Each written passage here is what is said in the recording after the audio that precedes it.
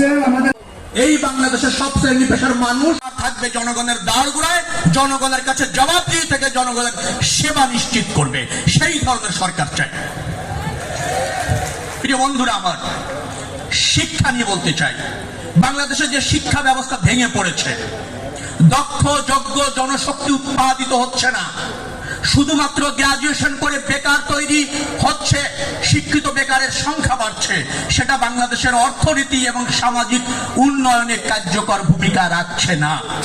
যার ফলে আমরা বলেছি শিক্ষার বেসিক্যালি দুই ভাগে আমরা গুরুত্ব দিতে চাই। একটা হচ্ছে কি গবেষণালব্ধ উচ্চতর শিক্ষা, সেটা হচ্ছে জ্ঞান বিজ্ঞান গবেষণায় প্রসারিত করবে, জাতি হিসাবে আমাদেরকে শানিত করবে।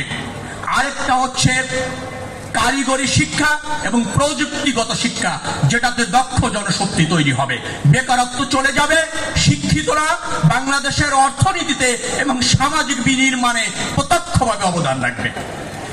যদি কেউ শিক্ষা শেষ করার পর কর্মসংস্থান না পায়, তার জন্য আমরা 1 বছরের জন্য ভাতা রেখেছি, তিনি ভাতা পাবেন। অর্থাৎ শিক্ষার আমূল পরিবর্তন করে দক্ষ জনশক্তি তৈরি করাই হচ্ছে আমাদের শিক্ষা নীতি। উৎপাদিত পণ্যের বাজার মূল্য, কৃষকের প্রয়োজনীয় উপকরণ তার দোরগোড়ায় থাকবে, তার প্রাপ্তি নিশ্চিত করবে সরকার, রাষ্ট্র থাকবে কৃষকের পাশে। তার উৎপাদিত পণ্য তার ন্যায্য মূল্যে রাষ্ট্র কিনে নেবে, কৃষকের কৃষি কার্ড থাকবে। আমরা বলেছি কৃষকের বীমা থাকবে। ধরে নিন আপনি একটা বড় মাছের ঘের করেছেন, বন্যায় ওটা ভেসে গিয়েছে, আপনি সর্বশান্ত হবেন না, বীমার থেকে আপনি ক্ষতিপূরণ পাবেন, সরকার আপনাকে সাবসিডি দেবে। ষড়যন্ত্রকারীরা এখনো লুকিয়ে আছে আপনার আমার মাঝখানে। ষড়যন্ত্রকারীরা এখনো বাংলাদেশের বিভিন্ন আনাচে কানাচে বিভিন্ন প্রতিষ্ঠানে তারা লুকিয়ে আছে, সুযোগ পেলে তারা মাথা চারা দিয়ে উঠবে। সুতরাং আমাদের ঐক্যবদ্ধ হতে হবে।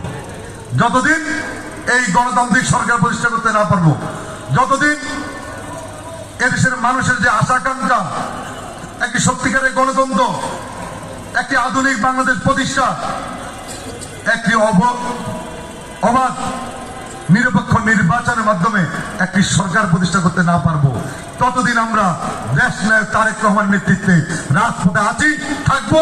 এটা হলো আজকে কর্মসভায় আমাদের প্রত্যয়।